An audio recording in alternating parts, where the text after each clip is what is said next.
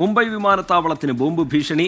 പോലീസിനാണ് ഭീഷണി സന്ദേശം എത്തിയത്. വിമാനത്താവളത്തിൽ പോലീസിന്റെയും സുരക്ഷാ സേനയുടെയും പരിശോധന തുടരുകയാണ്. വിവരങ്ങളുമായി ശ്രീനാഥ് ചന്ദ്രൻ മുംബൈയിൽ നിന്ന് ചേരുന്നുണ്ട്. ശ്രീനാഥ്, രാജ്യത്തിന്റെ വിവിധയിടങ്ങളിൽ വിമാനത്താവളങ്ങളിലടക്കം മുമ്പ് ഇത്തരത്തിലുള്ള സമാന സ്വഭാവത്തിലുള്ള ബോംബ് ഭീഷണികൾ എത്തിയിരുന്നു. പിന്നീട് പരിശോധനയൊക്കെ നടന്നെങ്കിലും അത് വ്യാജ സന്ദേശം എന്നുള്ള വിലയിരുത്തലിലേക്ക് പോവുകയായിരുന്നു.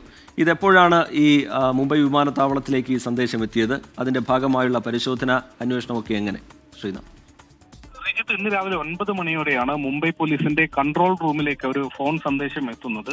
മുംബൈ വിമാനത്താവളത്തിൽ ബോംബ് വെച്ചിട്ടുണ്ടെന്നും അല്പസമയത്തിനകം അത് പൊട്ടിത്തെറിക്കും എന്നതുമായിരുന്നു ആ ഭീഷണി സന്ദേശത്തിൽ ഉണ്ടായിരുന്നത്. ആരാണ് വിളിച്ചത് എന്നതിനെ കുറിച്ച് ഒരു വ്യക്തതയില്ല.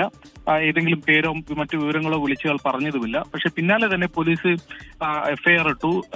വിവരം വിമാനത്താവളത്തിലേക്ക് അറിയിക്കുകയും ചെയ്തു. മുംബൈ പോലീസിന്റെ ബോംബ് സ്ക്വാഡ് ഇപ്പോൾ വിമാനത്താവളത്തിൽ എത്തുകയും ചെയ്തിട്ടുണ്ട്. വിമാനത്താവളത്തിൽ തന്നെ ബോംബ് അടക്കമുള്ള കാര്യങ്ങൾ പരിശോധിക്കാനുള്ള സംവിധാനങ്ങൾ ഉണ്ട്. CASF അടക്കമുള്ള സുരക്ഷാ ഏജൻസികളൊക്കെ തന്നെ ഇപ്പോൾ പരിശോധനയുടെ ഭാഗമാവുന്നുണ്ട്.